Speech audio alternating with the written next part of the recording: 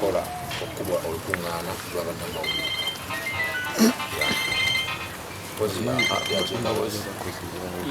ensonga lwaki So I go straight to why I go straight to nina obubaka bwe njagala okutuusa eri eggwanga era ne bannayuganda bonna twaliza awamu. Obubaka buno ngenda kubusoma, then oluvannyuma mujja kumbuuza ebibuuzo ebyenjawulo ate tujja okugamba okwongera okelaboratinga ku bintu ebisinga. Munansonyiwa obubaka buli mu Luzungu engeri gye tuli nti official language tukozesa Uganda wano okusobola okwogerako ne bannayuganda bonna. Obubaka buli mu Luzungu. Press statement for immediate release. 7th November 2023.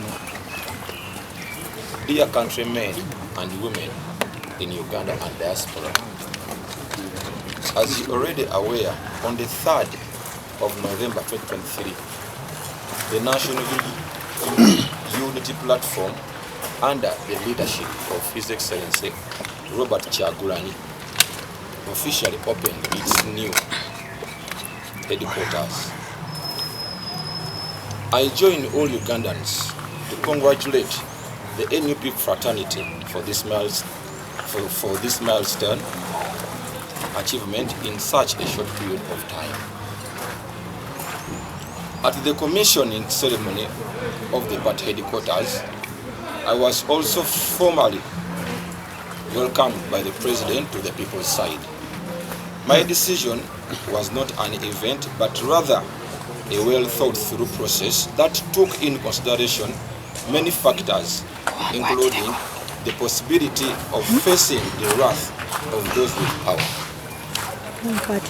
After all that I've gone through over the past years, I could have opted to take a play-safe decision or pretend to be neutral, but no. I recalled the words of a great man, Desmond Tutu. If you are neutral in situations of injustice, you have chosen the side of the oppressor. If an elephant has its foot on the tail of a mouse and you stay, appreciate your neutrality. I'll conquer them. If you are neutral in situations of injustice, you have chosen the side of the oppressor. If an elephant has its foot on the tail of a mouse, I am thrilled with joy and happiness. I am having better night sleeps. The love and the affection I've received since the day I was reintroduced to the world is overwhelming. Thank you, fellow Ugandans, for the excellent reception. As an artist, with the people's blessing, my music career, the job I only know how to do is already back on track. Thank you to all those who are doing everything to support my music. In a short while, I'll be releasing new music. I request all of you to be on the look for both my new and previous songs. I sign, Mayinja Ibrahim Big I, CEO, Big Music Entertainment.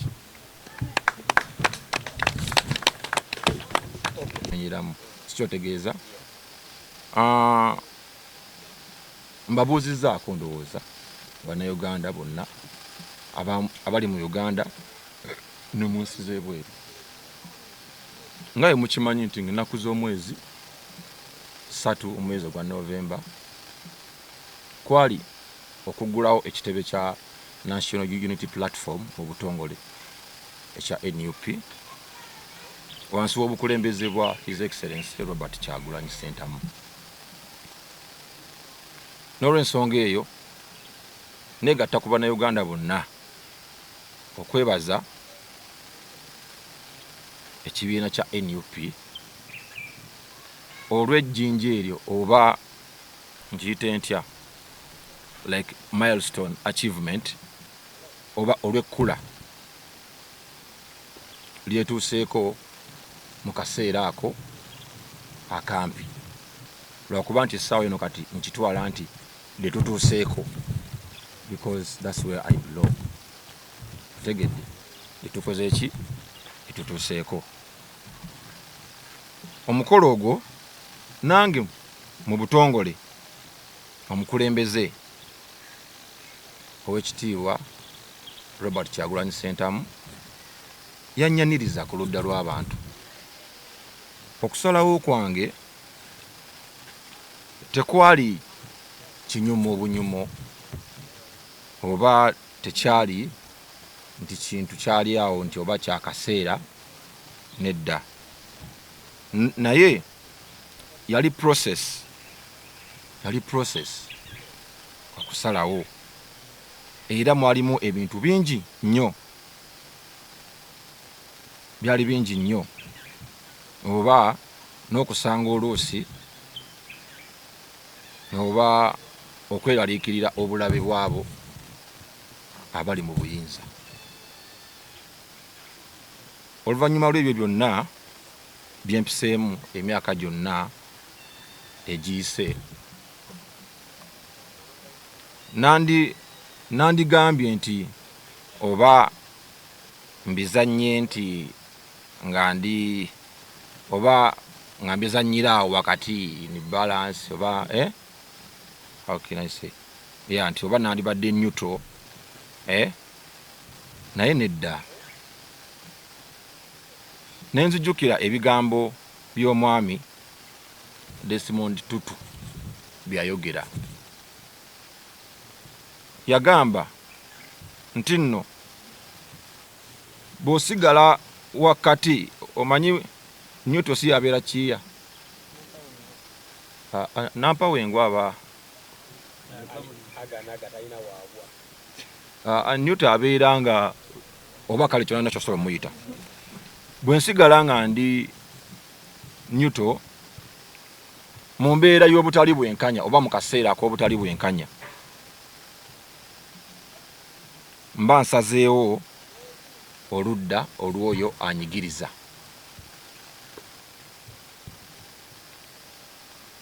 Nenyongerako nti enjovu bw'erinnya ku kakira k'emmese, bw'eba erinnye ku kakira k'emmese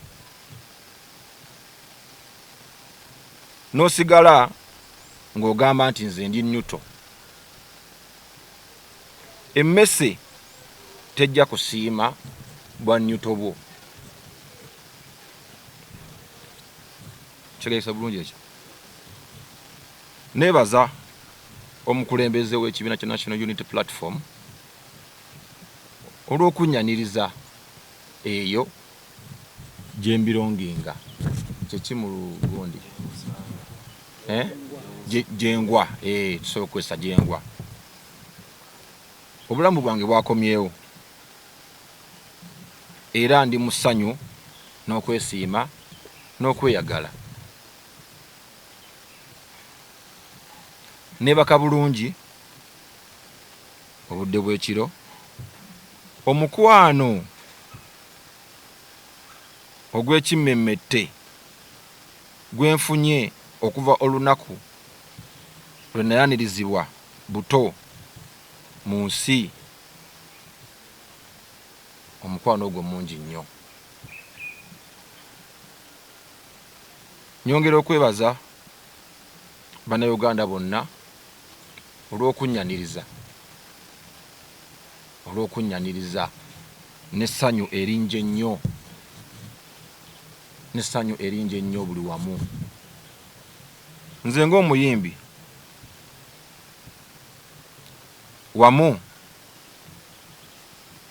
ng'omuyimbi wamu n'emikisa gy'abantu oba n'okusiima kw'abantu, music career yange, omulimu gwange ogw'okuyimba, omulimu gwokka gwe mmanyi okukola gwakomyewo era gutambula. Mwebale nnyo buli omu akoze kyakola oba akola kyakola okune ku music wange, okuwagira music wange okuba nti music wa Big Eye agenda maaso. Mu bumpimpi nja kuba mbafulumiza ennyimba mu bumpimpi, era obutasukka wiiki eno ngenda kuba oluyimba olupya mu lulindirire. Era nga mbasaba mubeere nga mugenda maaso n'okutunulira ennyimba zange empya n'enkadde, era nga muli mu kikola Bannayuganda mwenna essaawa eno nti ennyimba zange zonna enkadde kati zaafuuse empya. Mwebale nnyo, mwebalire ddala.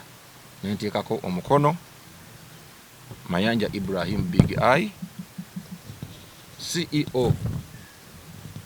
Abeera ani oyo? Senkulu ow'ekibiina kya Big Music Entertainment Uganda.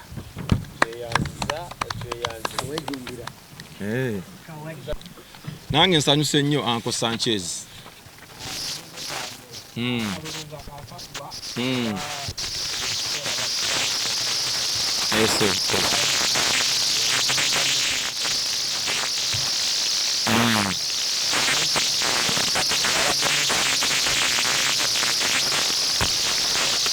Dam katono.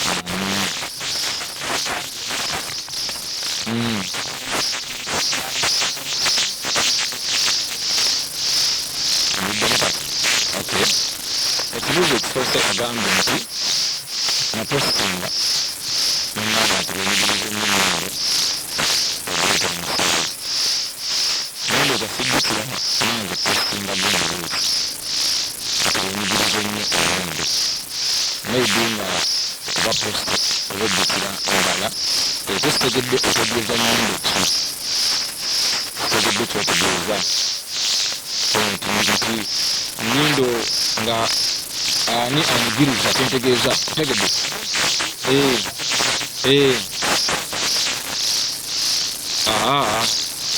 kino okusalawo kwange tekudipendinze okunjagala gye nnali oba obutandabadde nakola gye nnali. Kino twabadde kulaba mazima, kino kulaba kituufu. Kuba nange ndi Munnayuganda ebigenda maaso mu ggwanga mbimanyi era mbiraba era netegeera bulungi nnyo.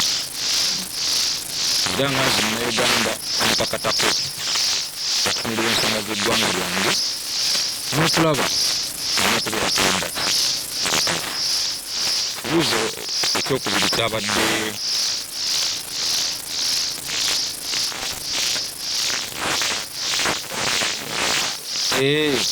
okay, ennyimba za struggle ndowooza nazitandika dda.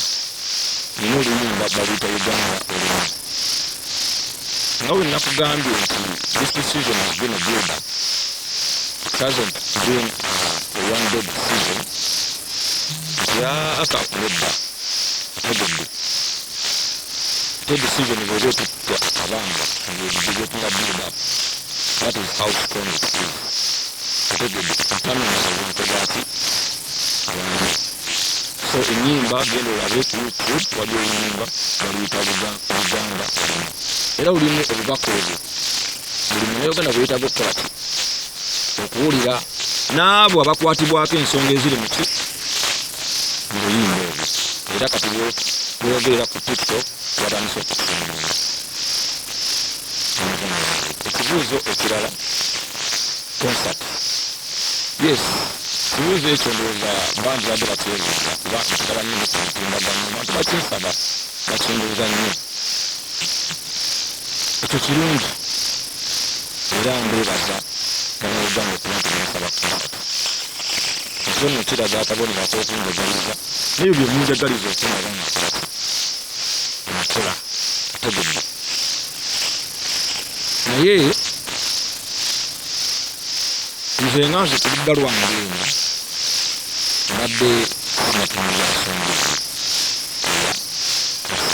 naye gitunuulira. Yes, abadde ne posters nga bazikoze naye ekyo nze nja kukola Katonda nti kirungi era obudde bunaabutuuka butuufu kuba ndi muyimbi nakola kakati ku muyimbi tutambulamu omuyimbi nakola ekirala naye nawe sinakukola naye abatusaba nebalamu era nokujja ku mbeera eyantuukako buli muntu abadde agimanyi buli munnauganda. Ensonga eyo yava ku mbeera ya buti ya byabufuzi ategedde munange ate naye tuli nti tuli bannayuganda ffuzza n'omuyimbi naye munkalo n'endagaano nti ategedde tekiriiko nti oba oli muyimbi oba toli muyimbi. Ategedde tekiriiko nti oli muyimbi oba toli ki muyimbi. Bannange politics yasalyawo ebintu byonna ebigenda maaso mu ggwanga. Politics yasalawo oba mufuna copyright oba temugifuna. Tegedde naye nga eyo copyright eganyibwa nnyo abayiiya. Ategedde bonna so kati bw'ogamba nti politics kati n'eggwanga werituuse tukyasobola kumwawula ku kintu kyonna. Kababeere basuubuzi, kababeere bayimbi kuba emiwendo gy'ebintu bwe girinnya era politics omu akola ki abeeramu. Enguudo tetutambulira ze zitya ze zimu. Ategedde omuyimbi kwatambulira. Ategedde nze right now nze saabagamba abanawo temulimu nze nafuna accident few weeks ago. Saabagamba nafuna accident naye nagifunirako ekkubo naye nga bwe nkunyonnyola ensonga lwaki nafuna accident si nti emmotoka zaakoonagana si mmotoka zeyankoona okitegeera. So waliwo ebintu ebimu kati nga tutuuse tebikyayawukana you cannot nezantuza mutaka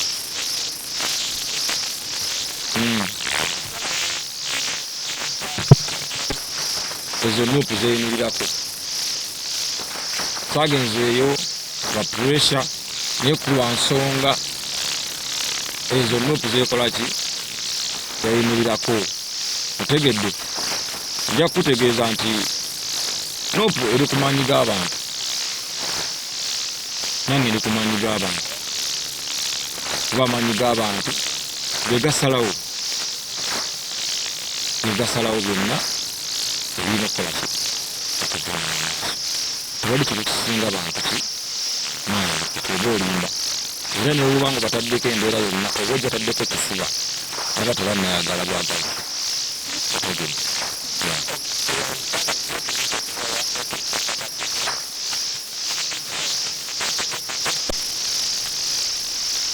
Tisobola kuddayo nkizeemu agambe gyenakola ki amanyi bagamba akadde munawakola ki era bekasuuzaako mubalabyeko.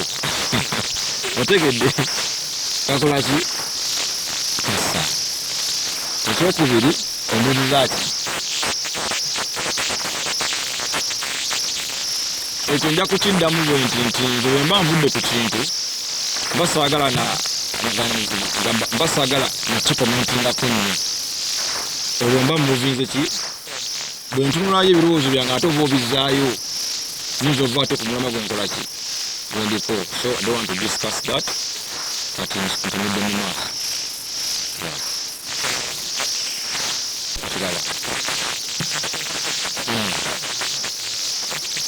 kiki ntuza gwakozezi bwamanyi g'abantu balaba Ebba.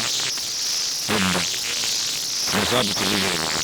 Musabu tulivu kutupa msimamo. Ndio kwa msimamo.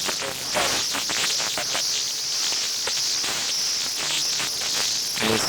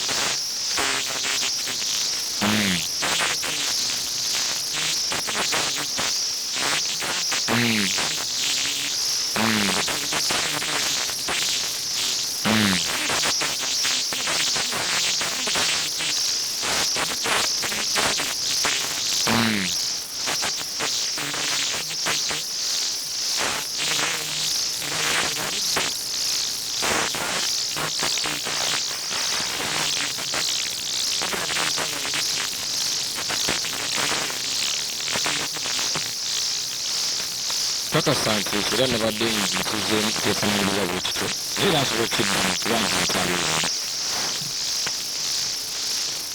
decision eno nkyogeddemu naye nga nkolaki mu gundi yange gyempadde tolowooza nti yabadde nsi yakimpatiira ekigamba ekituufu yabadde yakimpatiira nti eba yankagulirawo nti nga bw'ogiwulira amaanyi gaayo era bwe bunywevu amaanyi gekolaki gerina amaanyi g'ozimbisa ekisenge kaseminti k'oteekamu okakasanga oteekamu kaseminti taka gyawegekimaa tegedde so kati ekyo ndowooza nti okisuubira ekijje ne muki bamanyi big ayi namanyi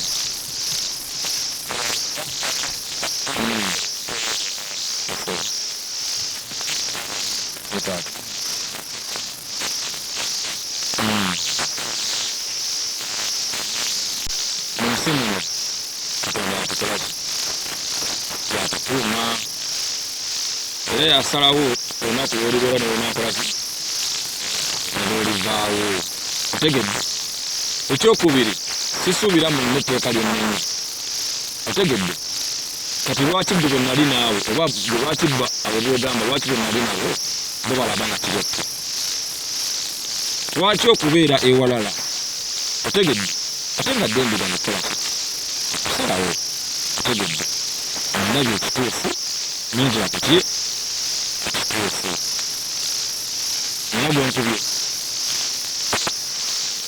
nina gwonzise nina gwemukoze ekikyamu nedda otegedde so saagala tulowooze nti obulamu bwaffe ate tujja kubutambuza ku control otegedde y'abantu tujja kubeera ku buntu nti ebbanga likola otegedde so tusiga Katonda otegedde his excellence Kyagulanyi yayimba n'agamba nti tetwasalawo kulumba naki nalwo nga twesizaani Mukama Katonda okutegeera abali emulago aba accident bamaze kukyuka okufa Bwange Katonda yakolaki otegedde teri alina buyinza kuki wadde abantu beefuula balina obuyinza ku bannange teri alina buyinza kuki era ezekiserensi kyalinakolaki akinyumbako teri alina buyinza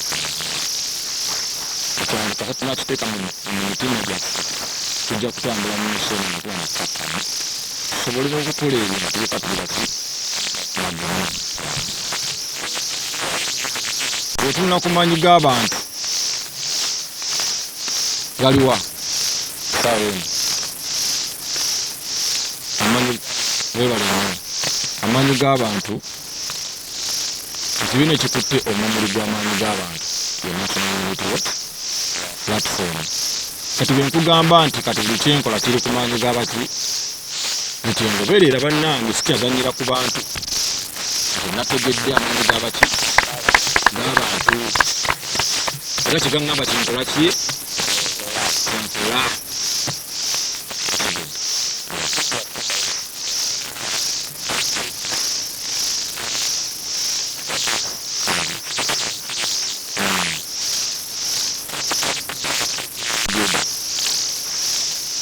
ekigambo ekigamba nti alabira ku bito byaki aliwalira ku bito byabya olwegyo nkoloyi munange sangidde ebiki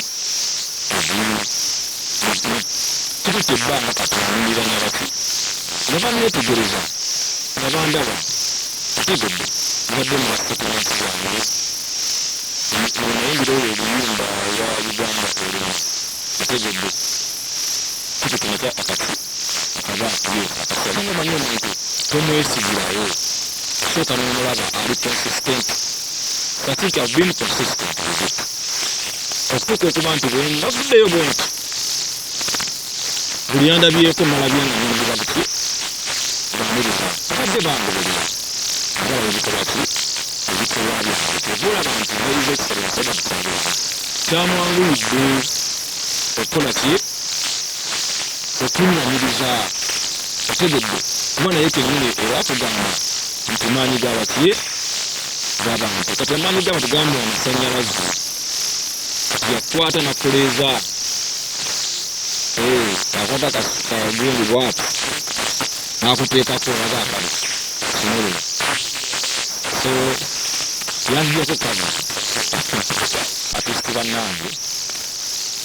bannange saagala nesamba ensonga za ggwanga lyonna nze mukwebuzabuza abayimbi libana buganda otegedde temwefuula nti ensonga z'eggwanga lyamu tezibakolaki tezibakwatako bano abantu bana uganda goyinza okuba otambulira mu SC naye gyogendeyo ng'oli mu SC gyogenza okusolooza omutwalo oba emitwalo ebiri bano bannayuganda b'ogisolozaamu otegedde bannayuganda abo singa banagenda amalwaliro nga mafu amalwaliro si malungi ne bafa ogenda kuyimbira bantu otegedde so buli bwe bayita buli bayisaba eddoboozi lyabwe nga balina kye bagamba tubawulirize ate tuyimire naki nawe gwe kennyini lyekkubo erikututte gy'olaga okuyimba ojja kuba okomawo okooye ogwomukinya ogw'ebyesse otegedde nokayesere gwe kennyini nnyini nga mukibuga gye weesangira mama bajja kutuuka eri mu kyalo gyali afunye emergency ekiro akubiddwa ekirwadde bamudduse mu ddwaliro liri okumpi awo erya gavumenti ntiwuliemiki kiragala era munajja kaliki efa so ensonga z'eggwanga osooka n'ejjawo n'esanga emirimu mugamba nti abauganda tukatigatta bati emiyimbi sani teneebuzabuza ekimanyi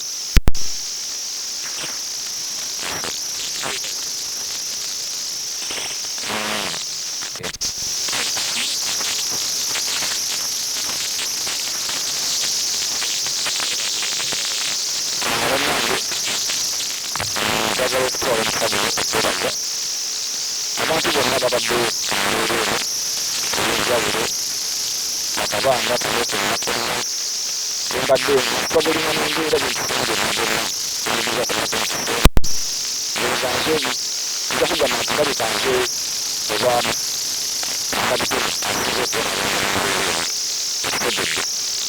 mikono gyange ningisinga bba nenyamenya nsobola okunyakaawo nimanyi kuba bali kubala bakubengerako okwembere badde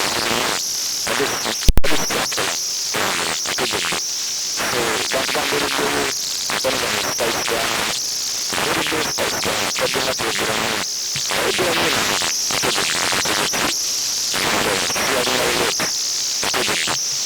nenasine accident motoka yange nenekayona era nenekakayo kitegeera nebagambye